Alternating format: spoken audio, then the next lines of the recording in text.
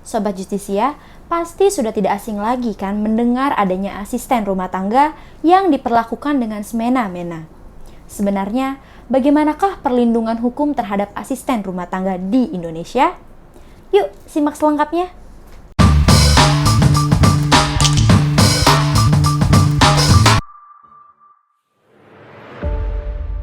Dalam kehidupan sehari-hari, manusia senantiasa membutuhkan bantuan dari pihak lain.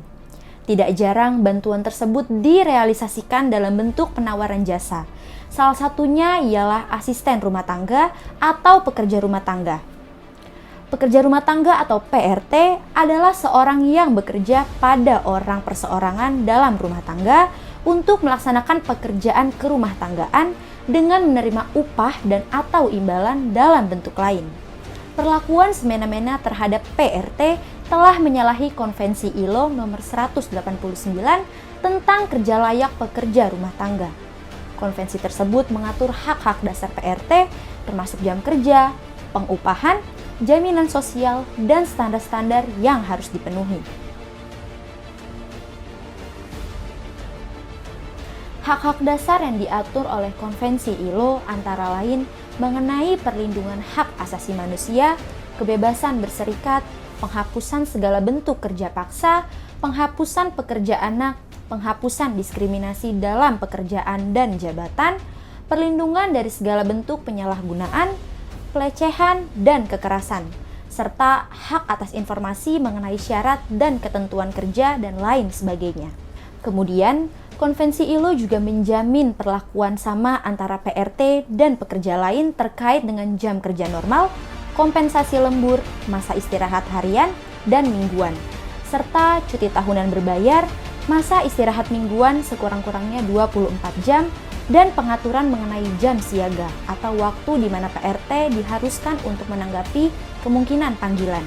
PRT juga berhak atas lingkungan kerja yang aman dan sehat, perlindungan jaminan sosial, tunjangan persalinan, kondisi hidup yang layak, kebebasan untuk mencapai kesepakatan dengan majikan mengenai pekerja yang tinggal di dalam rumah, dan oleh karenanya pelanggaran terhadap hal-hal yang telah disebutkan di atas termasuk dalam tindakan pidana.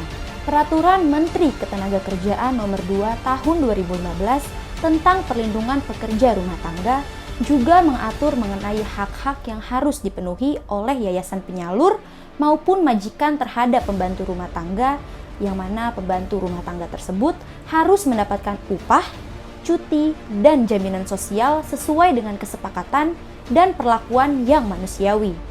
Dalam Permenaker itu juga diatur terkait dengan PRT yang harus mendapatkan upah yang layak, seperti halnya upah layak PRT Jakarta minimal 1,2 juta dan babysitter 2 juta per bulan. Tindakan semena-mena terhadap PRT juga dapat dikategorikan sebagai tindak pidana perdagangan orang.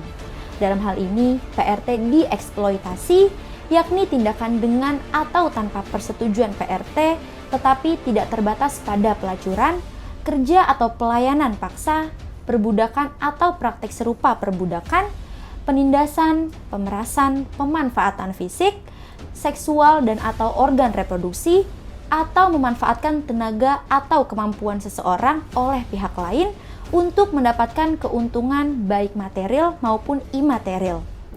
Tindak pidana perdagangan orang dapat diancam kurungan penjara minimal 3 tahun dan maksimal 45 tahun dan denda mulai dari 150 juta hingga 1,8 miliar.